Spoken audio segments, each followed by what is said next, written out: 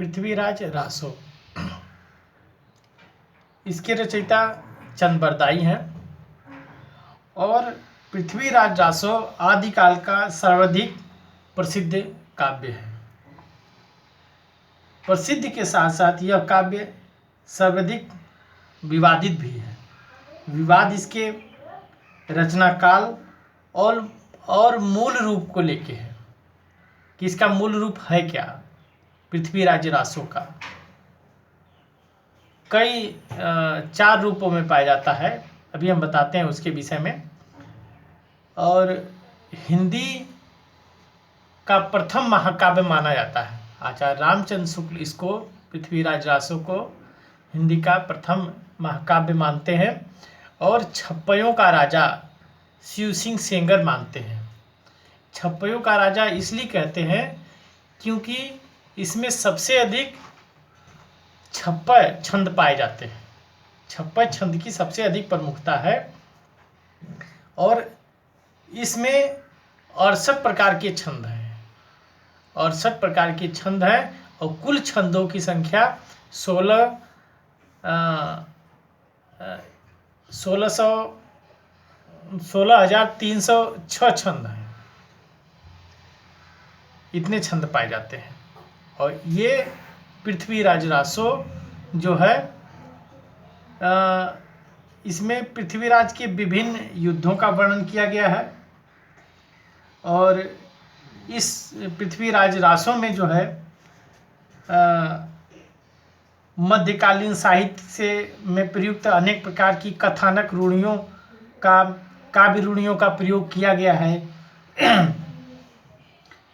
जैसे हमने बताया है कि युद्धों का वर्णन है और युद्धों के वर्णन में इसके वीर रस पाए जाते हैं और उसके साथ साथ श्रृंगार रस भी है इसमें। नायिका का नक्सिक वर्णन है, 60 ऋतुओं का वर्णन किया गया है। तो इस प्रकार का है, लेकिन मुख्य अंगी रस इसका जो है वीर रस कहा जाता है।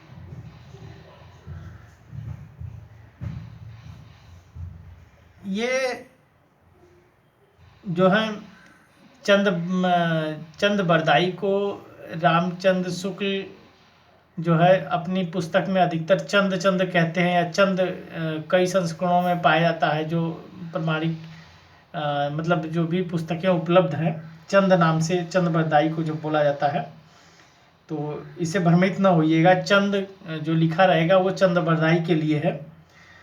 और हर प्रसाद शास्त्री जो है चंद बरदाई का जन्म लाहौर में मानते हैं। जन्म जो है लाहौर में मानते हैं और इनका जन्म बताते हैं कि 1168 ईस्वी में हुआ था चंद बरदाई का। और इनके पूर्वज जो है पंजाब से आए थे। चंद बरदाई के पूर्वज पंजाब से आए और लाहौर में फिर बस गए और वहीं पे चंद बरदाई का जन्म हुआ। कहा जाता है कि महाराजा पृथ्वीराज का जन्म भी उसी दिन हुआ जिस दिन चंद बरदाई का जन्म हुआ और दोनों की मृत्यु भी एक ही दिन हुई और संसार से एक ही दिन विदा लिए। इस चंद बरदाई के 4 पुत्र थे। चंद बरदाई के 4 पुत्र थे और चतुर्थ पुत्र का नाम जल्हड़ था। जिस समय पृथ्वीराज रासो को मोहम्मद गोरी बंदी बना के लेके जा रहा था, युद्ध हुआ पृथ्वीराज रासो में, पृथ्वीराज में और मोहम्मद गोरी में। तो मोहम्मद गोरी बंदी बना के पृथ्वीराज को लेके जा रहा था अपने देश। उसी समय चंद बरदाई भी पृथ्वीराज के साथ गया और उसने पृथ्वीराज रासो को जो अधूरा था, पूरा नहीं हुआ था, इस अधूरे ग्रंथ को जो है अपने चतुर्थ पुत्र जल्हड़ को दे दिया और उस जल्हड़ ने इस अधूरे काव्य को पूरा किया। और उसके संबंध में एक उक्ति भी लिखी गई है कि पृथ्वी पुस्तक जल्हड़ हथ दे चली गजन निप काज। तो इस प्रकार की पंक्ति है कि पुस्तक जल्लड़ हथ देई चली गज्जन नृप काज, कि नृप राजा के काज से जो है चंद्रबरदाई चले गए, जल्लड़ को दे के अधूरे ग्रंथ फिर जल्लड़ ने पूरा किया। जैसा हमने बताया है कि इसका अंगी रस जो है वीर रस है, और भाषा इसकी पिंगल है। पिंगल भाषा जो है राजस्थानी और ब्रज भाषा दोनों को मिला के बनाई जाती है। आदिकाल की मुख्यतः दो भाषाएं मानी गई हैं, डिंगल और पिंगल। डिंगल में अपभ्रंश और राजधानी का मिश्रण होता है, और पिंगल में जो है राजस्थानी और ब्रज भाषा का मिश्रण होता है। इसमें हमने बताया 6 ऋतुओं का वर्णन किया गया है, और इसका जो है कर्नल टाड ने इसका अंग्रेजी में अनुवाद कराया है। वो इसके काव्य सौंदर्य पे रीझ गए कर्नल टाड, और 3000 छंदों का उन्होंने अंग्रेजी में अनुवाद कराया था। और इस पृथ्वीराज रासो का 4 संस्करण उपलब्ध है। हमने कहा विवादित है, कई पुस्तकों में है, ये 4 संस्करणों में उपलब्ध है। तो अब उन 4 संस्करणों को क्रमशः हम देखते हैं। ये 4 संस्करण हैं। प्रथम संस्करण जो बृहस्पत संस्करण है, सबसे बड़ा संस्करण है प्रथम, और अधिकतर प्रश्न इसी को लेके पूछे जाते हैं कि पृथ्वीराज रासो में कितने खंड है, कितने भागों में बटा है। तो ये जो है 68 समयों में 68 खंडों में बटा है, और इसमें कुल 16,306 छंद पाए जाते हैं। और ये इस जो है 1585 ईस्वी में नागरी प्रचारणी सभा द्वारा काशी के में जो है ये संपादित किया गया, प्रकाशित किया गया। दूसरा संस्करण है जो बृहत संस्करण बोला जाता है, ये अभी प्रकाशित नहीं हुआ है, ये 7,000 छंदों में है। तृतीय संस्करण जो लघु है 3,500 छंदों का है, ये 1900 समय में बांटा गया है। खंड को पृथ्वीराज रासो में समय कहा जाता है, इसलिए 19 समय में है, और ये 69 समय में बांटा गया है। चतुर्थ संस्करण जो है लघुतम संस्करण कहा जाता है, ये 1300 छंदों में है, और इसके विषय में महत्वपूर्ण यह है कि दशरथ शर्मा इसे मूल रासो मानते हैं। दशरथ शर्मा इसको मूल रासो मानते हैं, लेकिन वहीं पे माता प्रसाद ने उपरोक्त चारों खंडों को, चारों संस्करणों को, चारों पाठों को ये कहते हैं कि ये मूल रासो है। मूल रासो मान के इसका अध्ययन करते हैं। और हजारी प्रसाद द्विवेदी का यह मानना है कि पृथ्वीराज रासो की रचना सुख-सुखी संवाद के रूप में हुई है। सुख-सुखी संवाद के रूप में हुई है, ये हजारी प्रसाद द्विवेदी का अपना मत है। अब जैसा हमने कहा कि प्रमाणिकता को लेके जो है काफ़ी विवाद है। सर्वप्रथम बुल्हर जो है विद्वान हैं, वो मानते हैं कि पृथ्वीराज रासो जाली है, फर्जी है। तो इस तरह का प्रमाणिकता को लेके इनके 3 गुट बने हुए हैं। 3 गुट बने हुए हैं।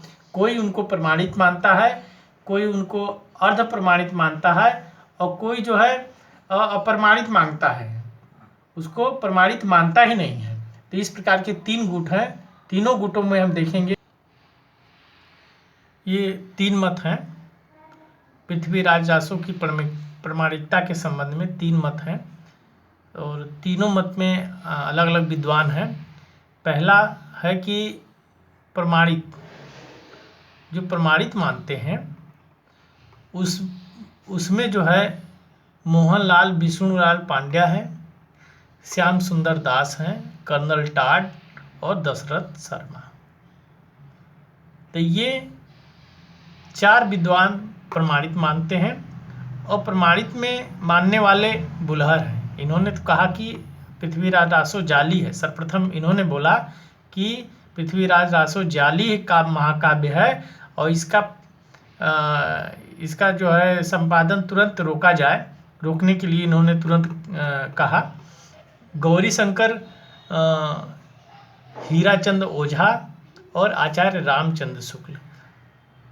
आचार्य रामचंद्र शुक्ल के संबंध में सबसे महत्वपूर्ण बात यह है कि इन्होंने इसी को आधार ग्रंथ एक तरह से आदिकाल में माना और रासो साहित्य में रखा इसको, लेकिन यही इसको पर अप्रमाणित मानते हैं। सबसे मज़ेदार बात यही है कि इसको अप्रमाणित मानते हैं और इस काव्य को उन्होंने अपने रासो साहित्य में रखा।